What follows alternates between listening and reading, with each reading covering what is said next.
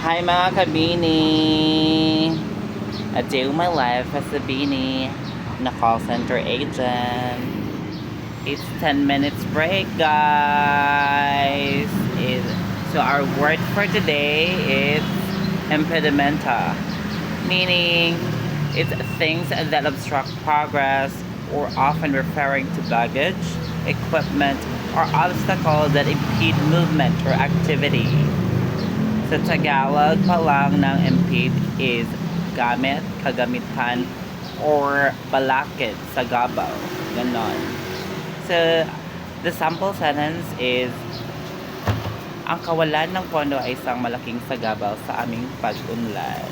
Ayun guys, may ganun. Isang A naman dyan. I'm with Flair. Isang A naman dyan, Flair. A.